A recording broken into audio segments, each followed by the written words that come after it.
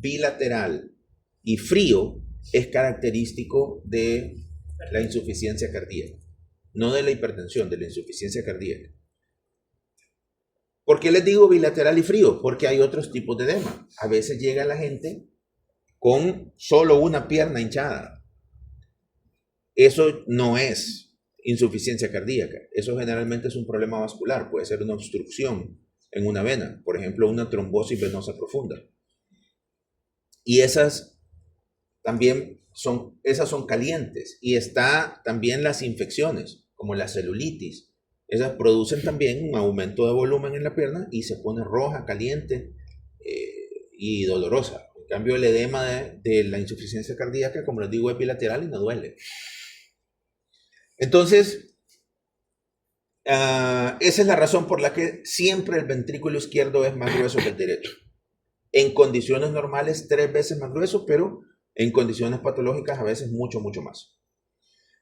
Y al final entonces el ventrículo izquierdo se contrae y envía la sangre a través de la aorta. Y bueno, aquí esto que está acá es la orejuela del lado izquierdo. Hay una orejuela derecha y una izquierda. Aquí está la derecha y aquí está la izquierda. Entonces el ventrículo izquierdo manda la sangre a través de esta, como pueden ver aquí, que es la aorta ascendente. Y aquí en sus paredes está la otra válvula semilunar, que es la válvula aórtica. Ahora, el corazón tiene un esqueleto, solo que no es un esqueleto óseo como el del cuerpo, es un esqueleto hecho por fibras gruesas y organizadas de colágeno. Entonces, el lugar a donde está más fuerte es alrededor. Si ustedes ven, si ustedes tocan aquí, acá, alrededor de los agujeros a donde están las válvulas, a donde están insertadas las valvas en la periferia del agujero, ahí es donde está el esqueleto del corazón. Y el esqueleto del corazón cumple una serie de funciones. Número 1 es que da inserción a las valvas. Número 2, da inserción al músculo cardíaco. Que el músculo cardíaco, aquí es imposible de ver, pero en realidad el músculo cardíaco es una banda continua de músculo. Teóricamente se puede como desenrollar y ustedes terminar con una banda continua de músculo. Solo que ustedes la van enrollando como que si estuvieran haciendo un... ¿Cómo se llaman esos churutes? Un cinnamon. Un cinnamon.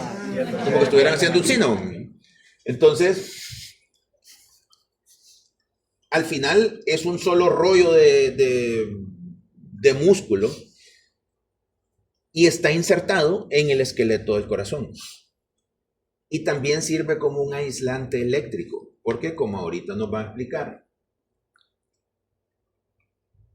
el flujo eléctrico no puede ser continuo, porque si no el corazón no funciona bien. Entonces, ¿cómo funciona el corazón? Ya lo habíamos explicado, pero bueno, funciona en lo que se conoce como un ciclo cardíaco. La primera parte del ciclo cardíaco se dilata el ventrículo y se contrae la aurícula. O sea, la primera fase es el llenado del ventrículo. Y después se contrae el ventrículo y se relaja la aurícula para llenarse. Y está en eso. Y el conjunto de sístole y diástole, eso es un ciclo cardíaco.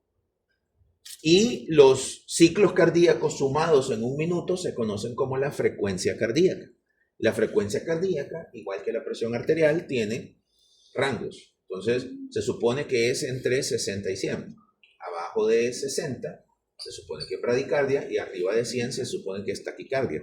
Lo cual no quiere decir que sea patológico que estemos arriba o abajo de eso.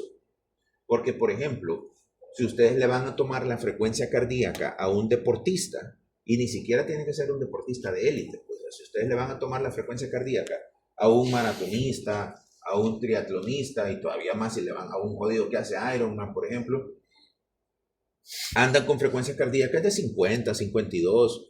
¿Por qué? Porque tienen un corazón sumamente apto porque hacen mucho ejercicio, sobre todo es ese ejercicio cardiovascular. Entonces su aparato cardiovascular es súper capaz y no necesitan trabajar a 70 u 80 latidos por minuto para andar normal. Y tampoco es patológico en determinados momentos andar por arriba de 100, porque si ustedes están haciendo ejercicio o están sometidos a estrés, entonces es normal que se eleve por encima de 100. Ahora, cuando se baja de 60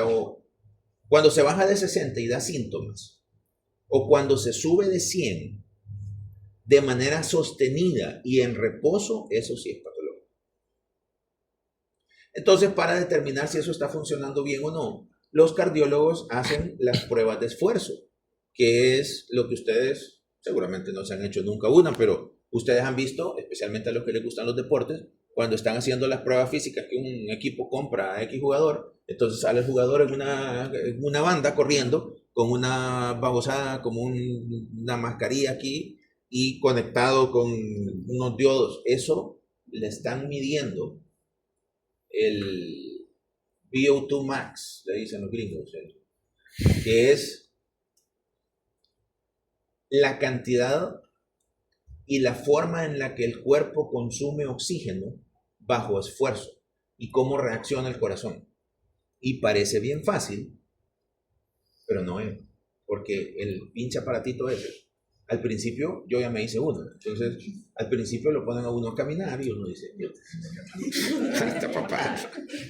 Y de repente empieza a trotar y uno dice, está bien. Y de repente el pinche aparatito ese empieza a subir, y la velocidad empieza a hacerse cada vez mayor. Y la babosada sigue subiendo. Y de repente uno va corriendo como en una gran cuesta. Y ahí es a donde yo terminé que las piernas me hacían así. Pero le están haciendo un electrocardiograma continuo a ustedes. Y de esa manera los cardiólogos pueden determinar qué tan tolerante al ejercicio es su corazón y cómo anda su condición cardiovascular. Entonces, ¿qué tan capaz el corazón? No solo depende de que también está contrayéndose, sino de qué volumen de sangre está eyectando. Entonces, cuando el ventrículo se llena, esa cantidad de sangre los cardiólogos la pueden medir a través de un ecocardiograma, que es un ultrasonido del corazón. Entonces, eso se llama volumen ventricular total, que es el volumen que puede aceptar el ventrículo cuando está dilatado. Después el ventrículo se contrae y ese volumen ventricular total se divide en dos partes. El volumen residual, que es lo que queda en el ventrículo, porque el ventrículo no puede eyectar el 100% de la sangre, siempre hay un poquito que queda ahí. Y el volumen de eyección, que es el volumen que sale.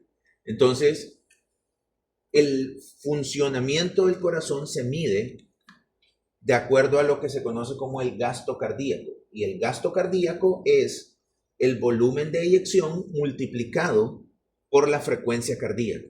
O sea que es el número de veces que el corazón se contrae en un minuto multiplicado por la cantidad de ml que sale con cada contracción, les va a dar el gasto cardíaco. Y ese gasto cardíaco es uno de los parámetros más importantes que toman los cardiólogos para decidir si ustedes están sanos o no desde el punto cardiovascular.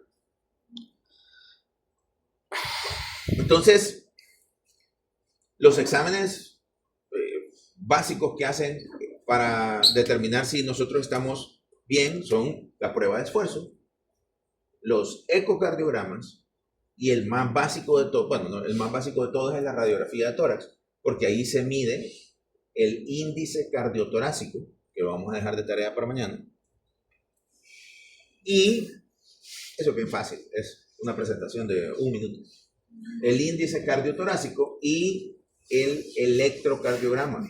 Los electrocardiogramas son básicamente medir cómo está fluyendo la electricidad a través del corazón, que tiene directamente que ver con la presentación ¿cómo? Sebastián. De Sebastián. Ok.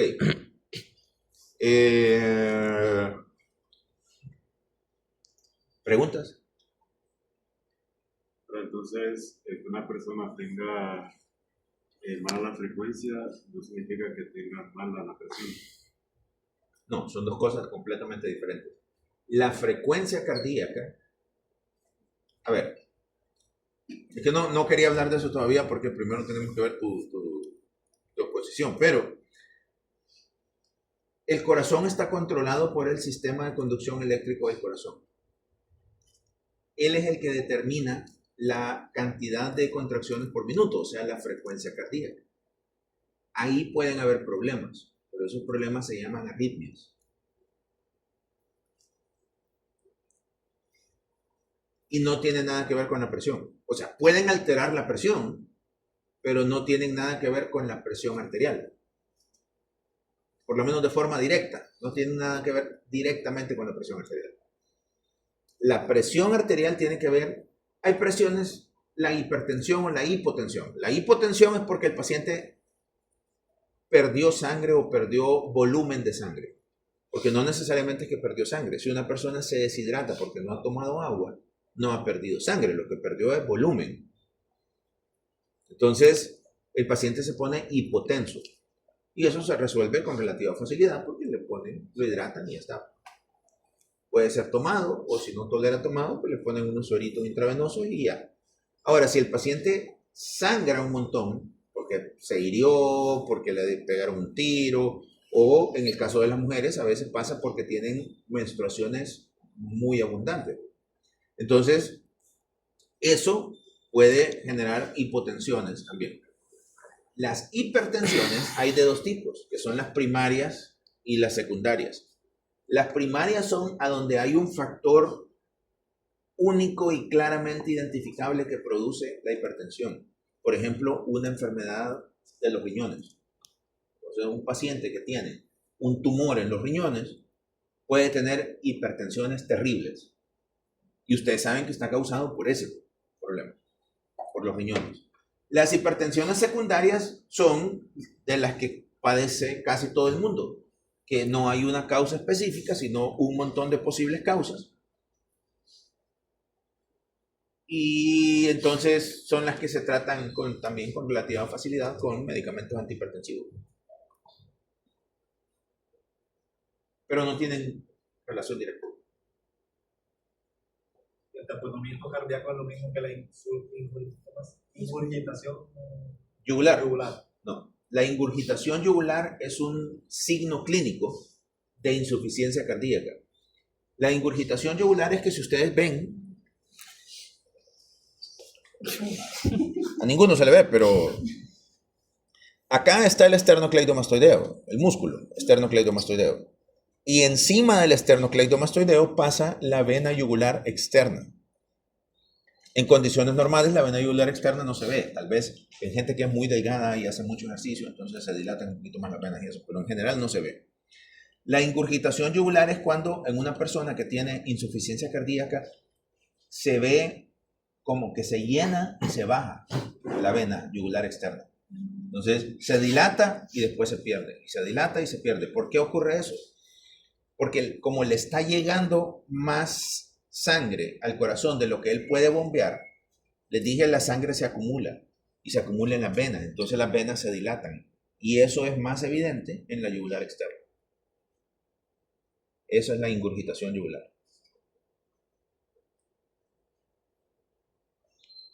¿Más preguntas?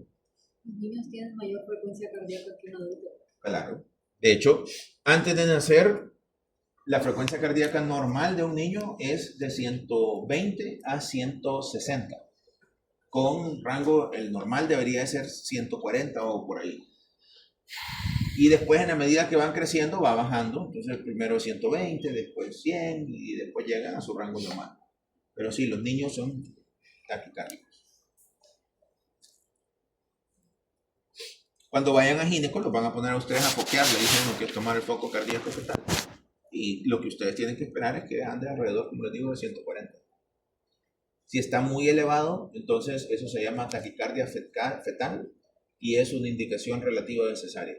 Y si está por abajo de 120, eso es una emergencia obstétrica, hay que sacar ese guirro como sea, porque se está asfixiando. En el caso de la preeclampsia, influye también en el feto. Sí, claro. La preeclampsia es hipertensión en el embarazo, producida por el embarazo. esa es una hipertensión primaria, porque hay una causa. Entonces la preeclampsia se resuelve sacando el wirro. Si nace el cipote, a los 2 días la mujer está ya con la presión normal. Es una alteración del embarazo, que puede complicarse con eclampsia y síndrome de HELP, que son otras cosas. Y la gente, bueno, no le cuento a todo el mundo, porque siempre se me olvida, pero no solo ocurre aquí en Honduras, ocurre en todos lados del mundo. Y a todo mundo, especialmente al gobierno, le gusta decir que no debería morirse ni una mujer por las muertes materno-fetales, porque todas las son prevenibles, pero ocurren en todos lados del mundo. Una chava que era compañera mía en el colegio se casó con un francés y se fue a vivir a Francia, y allá le dio preeclampsia, eclampsia, y se murió en un hospital en Francia. Primer mundo y todo lo que ustedes quieran. El embarazo tiene un montón de posibles complicaciones. Y la mejor forma de prevenir esas complicaciones, es teniendo los hijos jóvenes.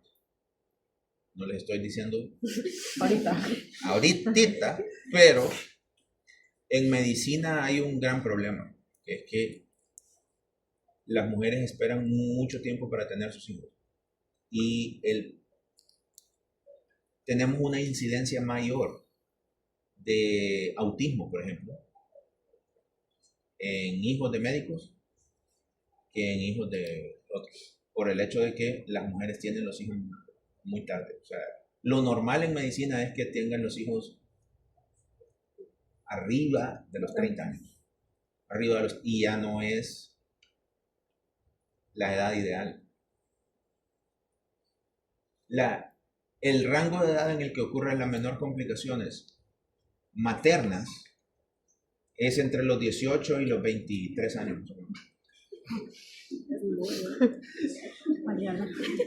Arriba de los 23 años, entre los 23 y los 27, 28 años, la incidencia todavía sigue siendo relativamente baja, pero ya empieza a subir.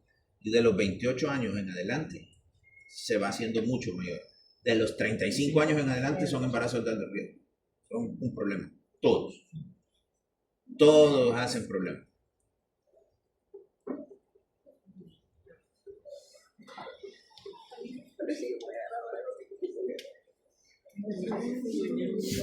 Yo solo les doy los datos. Los datos no tienen sentimientos. Bueno. Será la última generación.